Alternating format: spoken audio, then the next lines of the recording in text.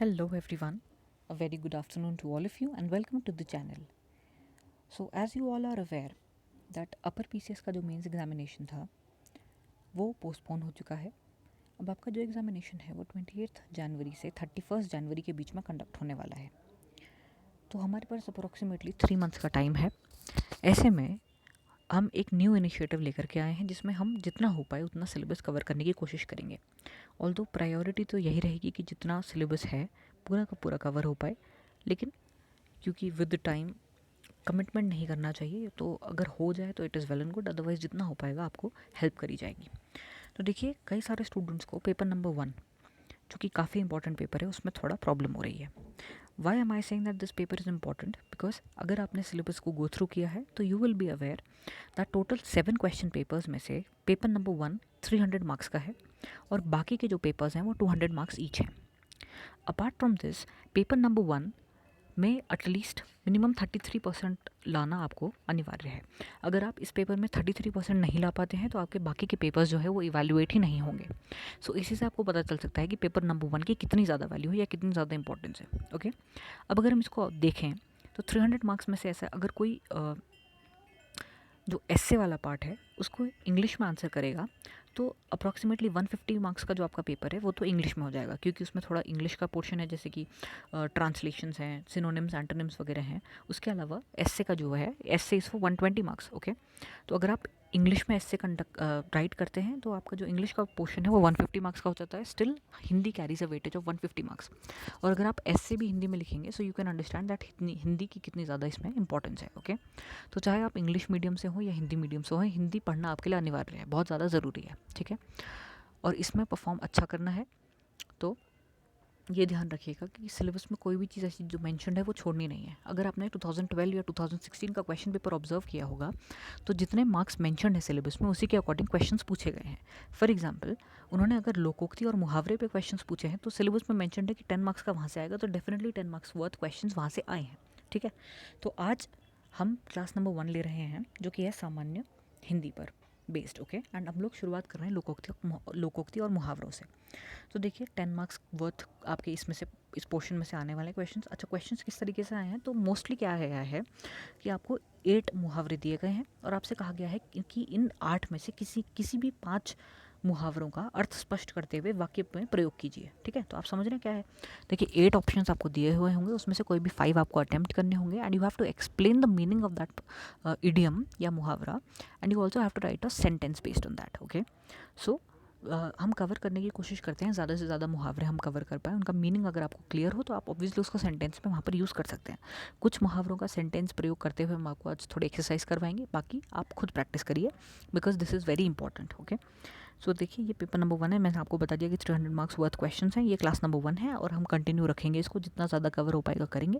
तो let's see कि क्या इंपॉर्टेंट मुहावरे हैं आज के दिन के। ओके, सो सबसे पहली बात कि मुहावरा होता क्या है, ये बेसिक अंडरस्टैंडिंग भी इसलिए ज़रूरी है क्योंकि आप यू नेवर नो, वहाँ पर मुहावरे और लोकोक्तियाँ लिखा है, अगर आपको वहाँ डेफिनेशन पूछ ली कि मुहावरों का अर्थ व्हाट इज़, मतलब मुहावरा किसे कहते हैं, इसका क्या अर्थ होता है, और किन्हीं 5 मुहावरों का उदाहरण सहित वाक्य में प्रयोग करके दीजिए, इस तरीके का क्वेश्चन आ सकता है कि वाक्य में प्रयोग करते हुए 5 मुहावरों का अर्थ स्पष्ट कीजिए। ठीक है, तो मुहावरा एक अरबी भाषा का शब्द है जिसका अर्थ होता है बातचीत करना या उत्तर देना।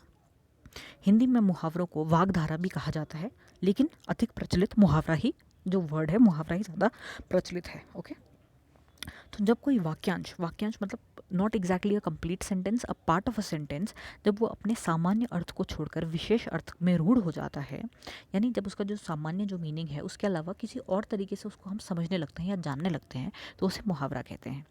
उदाहरण के विषय में उदाहरण स्वरूप आप देख सकते हैं श्री गणेश करना। देखिए, जो गणेश का मतलब तो होता है हमारे पूजनीय गणेश भगवान होते हैं, लेकिन श्री गणेश का अर्थ हो जाता है शुरुआत करना। इसी तरीके से ईद का चांद होना, वैसे तो ईद का चांद जो चांद ईद के दिन दिखाई देता है उसको बोलते हैं ईद का चांद, लेकिन उसका मीनिंग क्या हो जाता है कि बहुत बार बहुत दिनों बाद दिखाई देने वाला कोई व्यक्ति या किसी पर्सन को अगर हम कह रहे हैं कि आप आजकल तो आप ईद का चांद हो गए, मतलब बहुत रेयरली दिखाई दे रहे हो। ठीक है, ऐसी है चार चांद लगाना, तो इसका भी जो अर्थ होता है वो होता है प्रतिष्ठा बढ़ाना। ओके, तो अगर हम कुछ एग्जांपल्स देखें तो सबसे पहली बात, अगर अंग संबंधी मुहावरों को लेकर के चलें तो सबसे पहली बात है अंगूठा।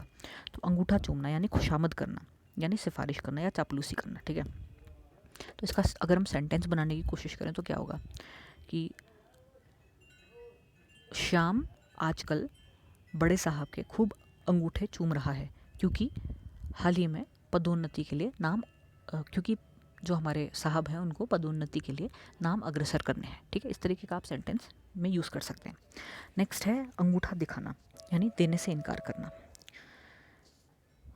शशि ने रमा से मदद मांगी लेकिन उसने उसे अंगूठा दिखा दिया, यानी मदद नहीं करी। ठीक है, इसी तरीके से अंगूठा नचाना मतलब चिढ़ाना। तो इसी तरीके से आप प्रैक्टिस करिए स्टेटमेंट्स में यूज़ करने का इसको, ताकि इसका मीनिंग क्लियर हो पाए। नेक्स्ट है आपका आंसू। आंसू पर बेस्ड क्या मुहावरे होते हैं? एक होता है आंसू पोंछना, यानी धीरज बंधाना। तो श्याम के पिताजी के देहांत के बाद उसके दोस्तों ने उसके आंसू पोंछते हुए उसे ढांढस बंधाया। ठीक है, इस तरीके का आप स्टेटमेंट बना सकते हैं। फिर है आंसू बहाना, यानी खूब रोना। तो अपने पिताजी की मृत्यु के पश्चात श्याम ने खूब आंसू बहाए। आंसू पी जाना, दुख को छुपा लेना। इसमें भी आप यही सेंटेंस यूज़ कर सकते हैं कि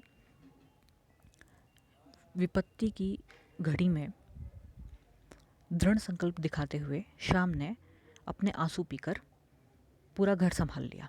ठीक है, इस तरीके का स्टेटमेंट बन सकता है। नेक्स्ट है आपका आँख। तो आँख उठाना यानी हानि पहुंचाने की दृष्टि से देखना। डांट पड़ने पर विद्यार्थी अपने शिक्षक को आँख उठाकर देखने लगे। ठीक है, नेक्स्ट है आंखें चार होना, देखा देखी होना यानी प्रेम हो जाना। नेक्स्ट है आपका आँख दिखाना यानी क्रोध प्रकट करना। तो शिक्षक ने विद्यार्थियों को नकल करते देख उन्हें आँख दिखाई। आँखों पर बिठाना मतलब आदर करना। इसी तरीके से आंखें फेरना मतलब नज़र बदलना। आंखें बिछाने का मतलब होता है बेसब्री से प्रतीक्षा करना। आंखें भराना यानी आंसू आना, मतलब अपने बेटे को बहुत समय के बाद देखने की वजह से रमा की आंखों में आंसू भर आए। आंखों में धूल डालना यानी धोखा देना। तो चोर पुलिस की आंखों में धूल डालकर वहाँ से रफू चक्कर हो गया। इसी तरीके से आंखें लड़ना मतलब देखा देखी होना या प्रेम होना। आंखें लाल करना मतलब क्रोध की नज़र से देखना। तो जब श्याम को अपने बेटे की गलती का पता चला तो वह उसे आंखें लाल करके देखने लगा।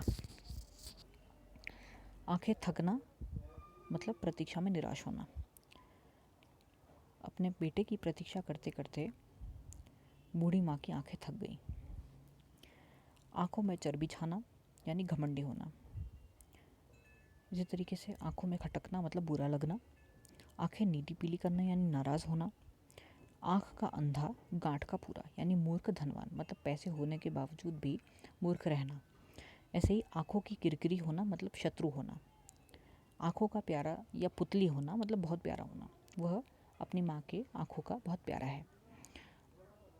आँखों का पानी ढल जाना मतलब लज्जा रहित हो जाना। आँखें सेकना किसी की सुंदरता देख आँखें जुड़ाना।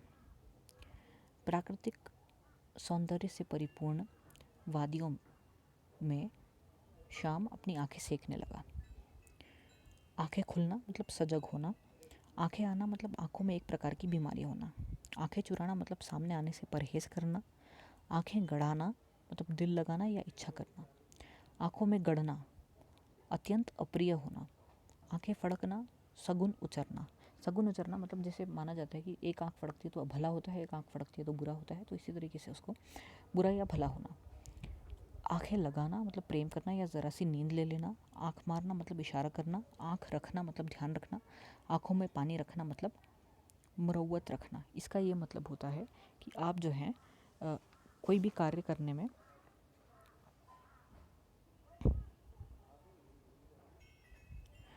उदारता दिखाना होता है। ठीक है, तो उदार बनना यानी एक बड़ा दिल रखते हुए कोई भी कार्य करना। ठीक है, अब कुछ और मुहावरों को डिस्कस कर लेते हैं। तो देखिए ये है आपका उंगली से रिलेटेड। तो उंगली उठना मतलब निंदा होना।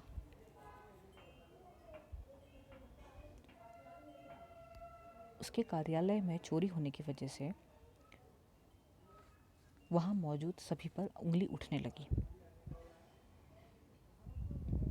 उंगली पकड़ते उंगली पकड़ते पहुँचा पकड़ना, इसका क्या मतलब होता है कि आपको जो है थोड़ा सा लाभ मिला है लेकिन आप अधिक प्राप्ति के लिए उत्साहित होने लगे, तो इसको बोला जाता है उंगली पकड़ते पहुँचा पकड़ना। ठीक है, अब अगर हम बात करें नेक्स्ट जो हमारा मुहावरा है उसकी, तो कानों में उंगली देना, इसका क्या मतलब होता है कि किसी की बात को सुनने की चेष्टा ना करना। फिर नेक्स्ट मुहावरा है पांचों उंगलियां घी में होना, इसका मतलब होता है सब प्रकार से लाभ ही लाभ होना, यानी उसकी इसमें अगर हम स्टेटमेंट या सेंटेंस बनाएं तो पांचों उंगलियां घी में होना। नई कार खरीदने के बाद सोहन को उसके कार्यालय में भी पदोन्नति मिल गई, उसकी तो पांचों उंगलियां घी में है। ठीक है, इस तरीके का कोई आप स्टेटमेंट लिख सकते हैं। फिर नेक्स्ट है सीधी उंगली से घी ना निकलना, यानी भलमनसाहत से कोई भी काम ना होना।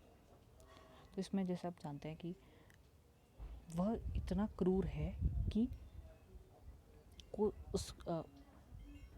वह इतना क्रूर है कि उससे कोई भी काम निकलना सीधी उंगली से घी ना निकलने के बराबर है।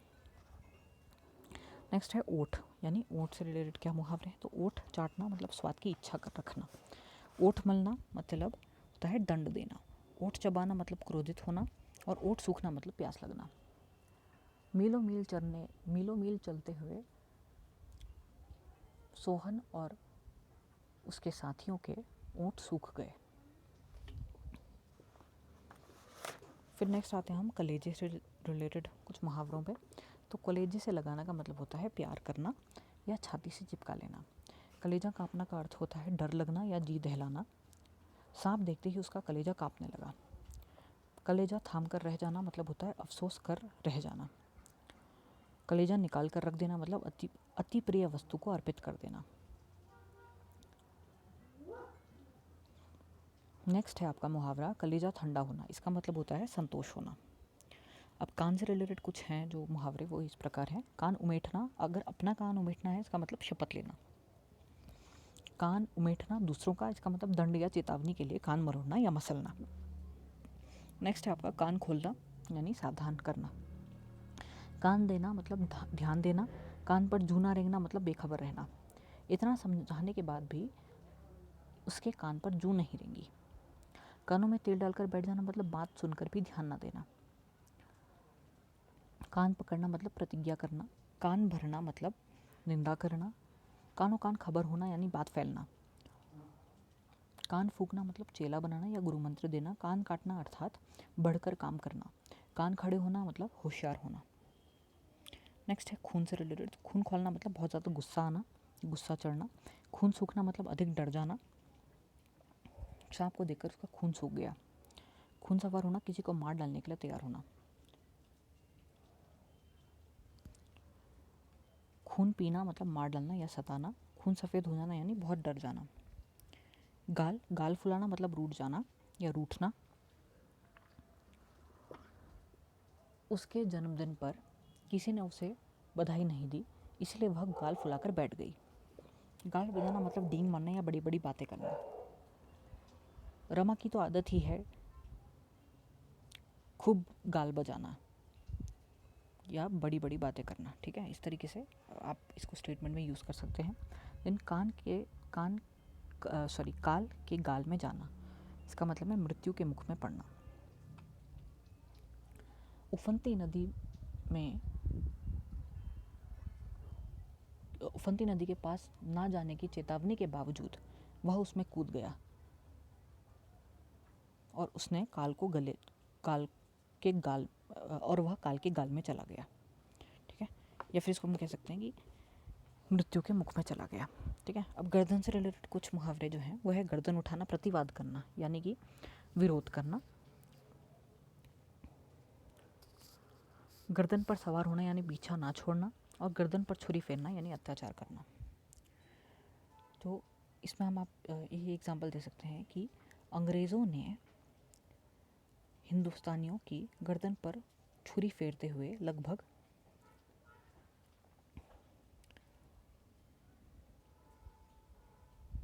200 साल तक हम पर राज किया, ठीक है।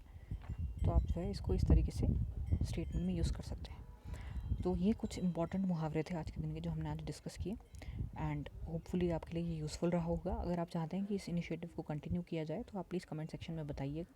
अदरवाइज़ और क्वेश्चंस हैं उस पर भी फोकस किया जाएगा, और भी सब्जेक्ट्स हैं जिस पे फोकस करना है, तो जितना हो पाएगा we'll try to cover as much as possible. अगर आपको ये वीडियो पसंद आई हो या अगर आपको इसका PDF चाहिए, so you can join the Telegram channel, वहाँ पर आपको इसका PDF मिल जाएगा।